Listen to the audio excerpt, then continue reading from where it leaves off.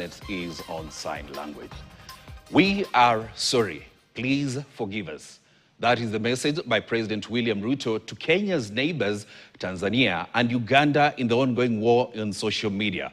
The president, while speaking during this year's National Prayer Breakfast Day at Safari Park, also said an apology to Kenya's Gen Zs, who last year held demos against the government of a myriad of issues, including high cost of living and the then impunitive finance bill, protests that saw them storm parliament. Our senior political reporter, Jeff Kirui, starts our bulletin with the president's apology.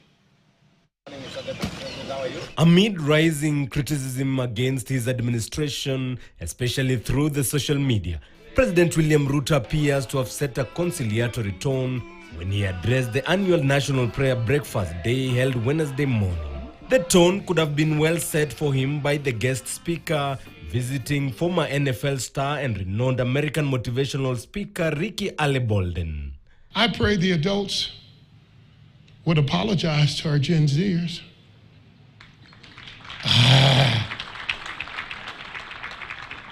I pray, see, it's like African Americans. We live in America, but a lot of times we don't feel respected. Picking the cue, President Ruto and his deputy Professor Kithure Kindiki issued an apology. To our children, if there is any misstep, we apologize.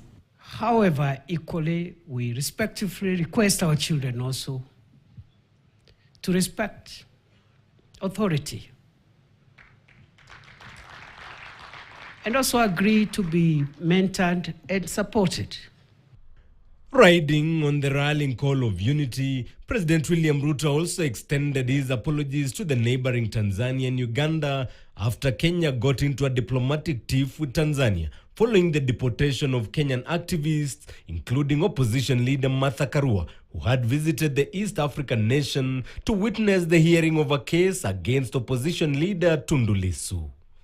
The detention and ultimate deportation of the activists spiraled into a bitter exchange in social media, pitting the two countries. Events that prompted debate in Tanzanian parliament, who accused Kenyans of cyberbullying and disrespecting Tanzanian sovereignty. Our neighbors from Tanzania,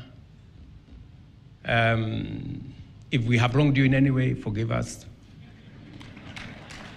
Our friends from Uganda, if there is anything that Kenyans have done that's not right, we want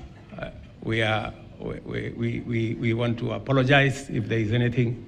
But even as President William Ruto embraces a reconciliatory approach, his foot soldiers in the August House are seemingly contemplating ways to crack down on social media.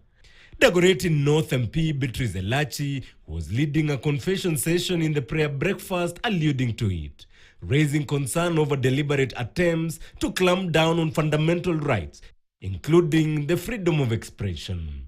We want to confess as the legislators that indeed we must sort out that sector. And Father, we shall have courage to stand and believe in what is good for the country. The work of rebuilding the nation is a duty for all of us, and not just that of the government. We must look at ourselves and see our true condition to deal effectively with our situation, for within every reflection lies the essence of what we can transform.